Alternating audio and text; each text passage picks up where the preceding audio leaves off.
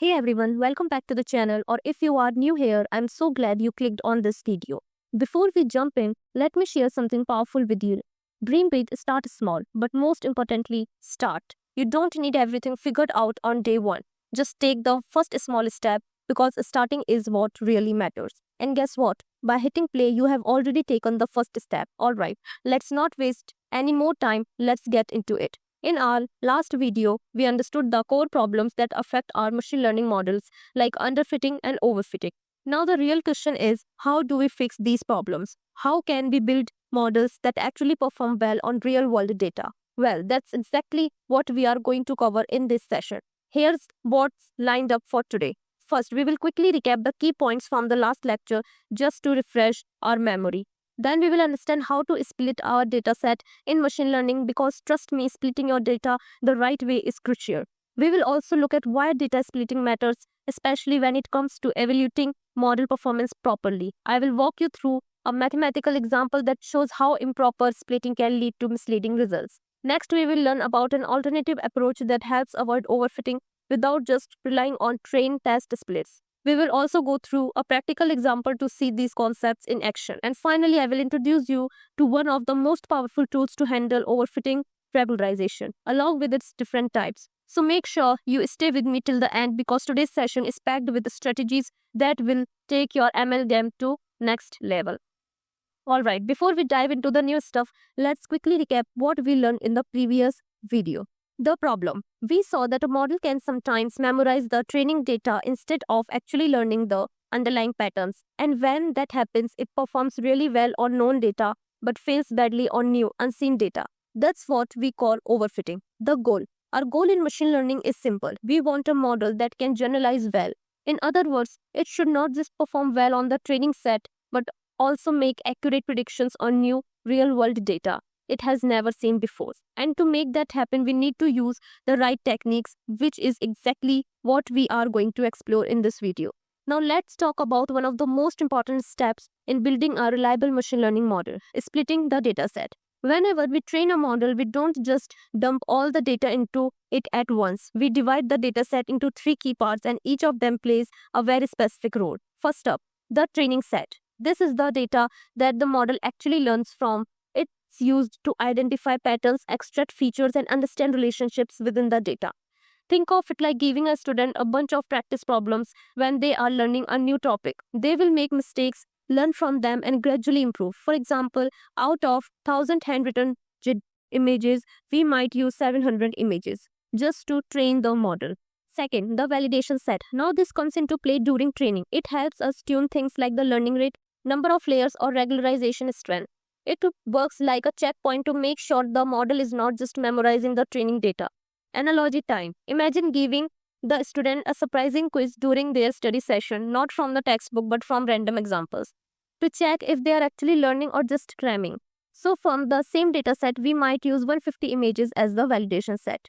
And finally, the testing set. This one stays untouched throughout the training process. We use it only after the model is fully trained to check how well it performs on completely new and unseen data. Think of it like the student's final exam, questions from a different book entirely to test real understanding. Continuing our example, we would use the remaining 150 images as the test set. So in summary, training set teaches the model, validation set helps fine-tune it, and the test set tells us whether the model is actually ready for the real world. This data split helps us make sure our model is not just smart but also wise. Alright, now you might be wondering, why do we even need to split the data at all? Why can't we just train the model on all the data and test it there itself? Well, here's the catch. If you train and test on the same data, your model can cheat. It might just memorize the answers instead of actually learning the patterns, and this leads to overfitting. Imagine this, you are preparing for an exam and the questions in the test are exactly the same as the ones in your notebook. Of course, you will score full marks, but does that mean you have really understood the subject? Probably not. That's where the validation and testing sets come in. They act like fresh, unseen questions to check if the model can perform well outside the comfort zone of its training data. So when we split the data properly, we are not just building a smart model, we are building one that's robust, reliable, and ready to face the real world. Because in real world scenarios, your model will always face new data. And the only way to make sure it's ready is by testing it in the right way. Let's bring everything together with a simple and practical example, predicting house price based on house size. Here's a small data set where we have different house sizes in square feet and their corresponding prices in lakhs of rupees. Step 1. The training set. We will start by splitting our data. 70% goes into the training set, which means 7 data points. Here's the model learns the relationship between size and price. And to keep things simple, we are using linear regression, which fits a straight line through the data. After training, the model finds that price is equal to 0.04 into size plus time. That means for every extra square foot, the price increases by 0.04 lakhs and 10 lakhs is the base value. So far, so good. Step 2. The validation set. Next, we use about 50% of the data for validation. That's two new data points, house sizes of 4500 and 5000 square feet. Let's test how the model performs. For 4500 square feet, 0.04 into 4500 plus 10 is equal to 190 lakhs. Actual price is 180 lakhs, just 10 off. For 5000 square feet, 0.04 into 5000 plus 10 is 210 lakhs. Actual price is 200 lakhs, again 10 off. The errors are small, so we know the model is doing pretty well. But if the errors were too high, we would tweak the model's parameter here. Step 3. The testing set. Finally, we test the model on the last data point, size 5500 square feet. This is brand new data the model has never seen. Let's predict. 0.04 into 5500 plus 10 is 230 lakhs. Actual price is 220 lakhs. Error 10. Again, not bad. This final test gives us a fair idea of how well our model can generalize to real-world unseen data. So that's how splitting the data and testing at each stage helps us build a smart, reliable, and accurate machine learning model. Now let's talk about one of the most powerful techniques to prevent overfitting. It's called regularization. So what exactly is it? Regularization is a technique that penalizes a model for being too complex. In simple words, it stops the model from getting too smart for its own good. You see, when a model is too flexible or tries too hard to fit every single data point, it ends up memorizing the training data, and that leads to overfitting. Regularization helps us simplify the model without sacrificing too much performance. How does it work? In linear regression, our goal is usually to minimize the loss function, typically the mean square error or MSE. But when we apply regularization, we add a penalty term to this loss. So the model gets punished for using extreme or unnecessary weights. Let's look at the two main types. L1 regularization, also called lasso. It adds the absolute value of the weights to the loss. This can even shrink some weights all the way to zero, making the model simpler and more efficient. L2 regularization, also called ridge. It adds the squared value of the weights. This gently pushes the weight to smaller values without making them zero, great for reducing complexity without fully dropping features. And here's the most important part. Lambda is the regularization parameter. It decides how much penalty we apply.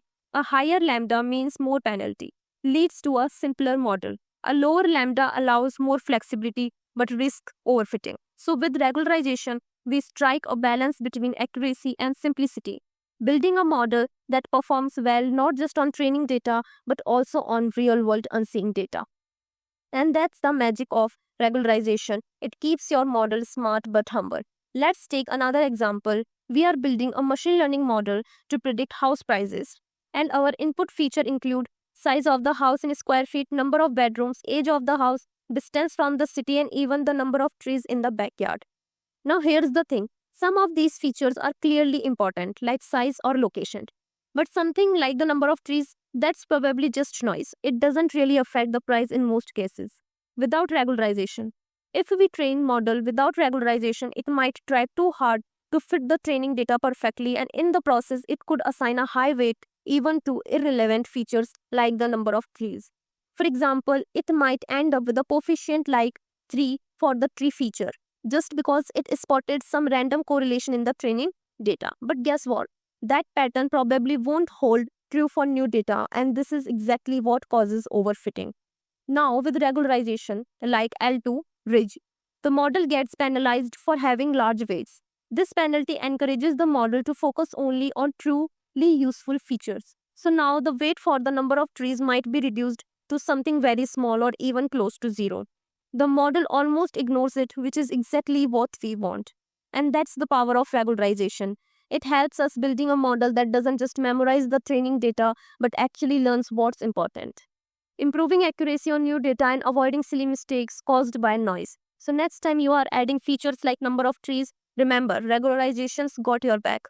Now let's break down the three major types of regularization techniques used in machine learning. L1, L2 and a powerful combo of both.